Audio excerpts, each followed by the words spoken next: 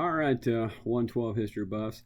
I left off talking about the activities of Bismarck as Chancellor of Germany and what he was doing and his system of treaties and wars that create this modern Germany, or at least the modern Germany for that point in time. Here's the issue. He stays in power initially. And what he's going to do is he's going to create a series of interlocking alliances. And this series of interlocking alliances is what's going to set up World War I. And so I want you to realize what he's done. One of the treaties that he creates is the Dreikaiserbund. The Dreikaiserbund is the German word. It means Three Emperors League. It is a treaty between Austria-Hungary, Germany, and Russia. And so it creates that link between those three. Now realize that they have a strategy. There is a growing military issue. So there's a growing militarism. There is a growing imperialism. There's a growing, I was going to say patriotism, but probably nationalism is a better word for this particular point. Those isms are what are going to build up to this war. And so what he has done is he's created this Germany, and he says, listen, I want to make sure that we have the strongest army, that we have the strongest navy, that we have the strongest industry of anybody. In order to have that strong industry, you're going to have that raw good, that raw material. So there's going to be imperialism, there's going to be competition. Well, we talked about the scramble for Africa. That's part of it. But you have to realize that wanting this huge navy, wanting this huge army is going to make other people nervous. And so what he's going to do is they're going to develop Germany what's a what-if plan. And their what-if plan is going to be the von Schlieffen plan, because von Schlieffen is going to be the commander of the armies. And von Schlieffen's plan is what if we get in a war? What if we get involved in a two-front war? Because they're situated right there in the middle of Europe. On one side is Russia, although not an enemy, a possibility of an enemy. To another edge, they're going to have Austria-Hungary, which is mostly a friend. And then they've got France, which is the perennial enemy. And it's like, listen, if we get caught in a two-front war between France, between Russia, we're going to lose, and so we don't want to do that. So von Schlieffen is going to develop a what-if plan. And you have to realize, what if we get caught in a two-front war? He is not the only one with the plan. All of these groups, all of these states, all these countries that have their own armies have their what-if plan. And so we're working on this what-if plan.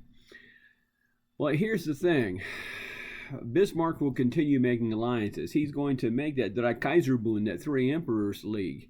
Okay, and that's important, but that's going to make Great Britain, it's going to make France a little bit nervous. Well, what will happen is Russia will eventually, when that treaty expires, they'll fall out of it. They don't want to be part of that Three Emperors League. And so what he will do is create the dual alliance, an alliance between Germany and Austria-Hungary, and he will create the reinsurance treaty, which allies Russia once again with Germany.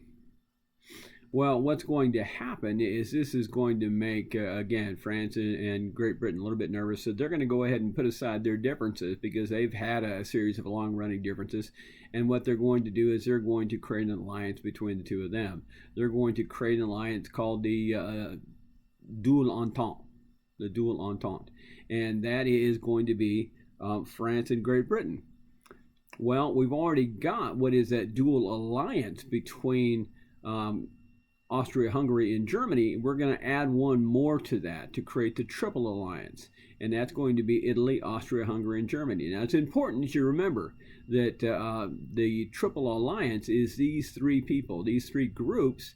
Don't think of them as the Allies, because Allies is World War II. Okay, so the triple alliance is Germany, Austria-Hungary, and Italy. Well, this dual entente is going to be a triple entente, because what's going to happen is Great Britain and France are going to go ahead and invite Russia into this, and it's going to be the triple entente. And the easiest way to remember is entente is a French word. And so the French are involved in the triple entente. Well, if France is involved in it, it's certainly not going to involve Germany. So keep your treaties straight. Here's the issue with this is these are not attack treaties. These are mutual defense pacts, and these mutual defense pacts are that powder keg. Well, the other thing you have to think about is that Germany has this pan-Germanic ideal that everybody German, even if they're not part of Germany, is really, at the root part of Germany. So we're going to watch out for them. Well, on their borders of them are going to be Austria-Hungary. And Austria-Hungary, I mean, they're German as far as Germany is concerned. And so one of the things that's happened after the breakup, after this whole French Revolution thing, we had a mandate system going on and some parties were divided up. Well, we had some wars in the Baltic regions, right there to the east of Austria-Hungary. Well, what we have is a slow breakdown of the Ottoman Empire. And the Ottoman Empire at this point in time is nicknamed the sick old man of Europe. Well, the sick old man of Europe is starting to break apart, starting to shatter, so that its former territories, its former states in the Baltic area are going to go into a civil war. They're going to break apart, and there's going to be a Baltic war, and it's going to cause an unsettling throughout Europe. Well, some of these territories are going to break away. One of those territories that declares independence is going to be Serbia.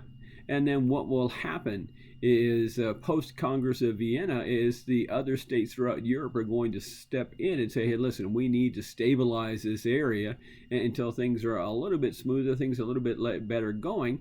And so what will happen is they will piecemeal these states that are in trouble out to other European powers. Well, one of those states in the Baltic region that's in trouble is going to be Bosnia. And they're going to go ahead and be given to Austria-Hungary to watch out for, kind of like to parent, but it's going to be one of the subject territories.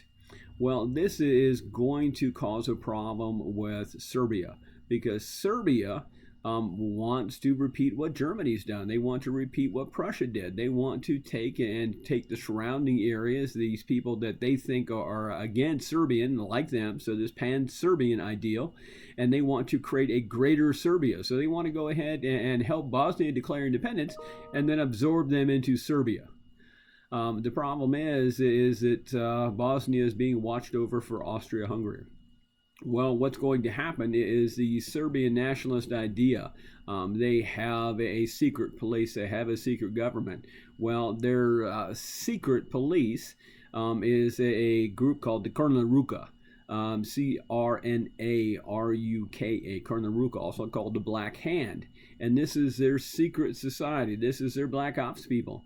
And they're going to develop a plan to help Serbia become independent.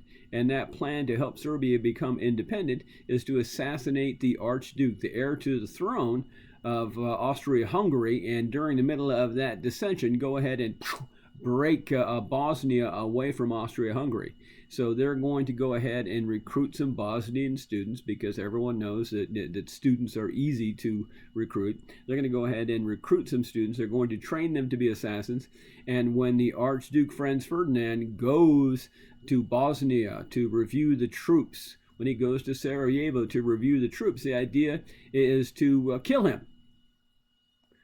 Well, it's going to happen. There's going to be a fiasco or two along the way, but you're going to have one student whose name is Gavrilo Princip.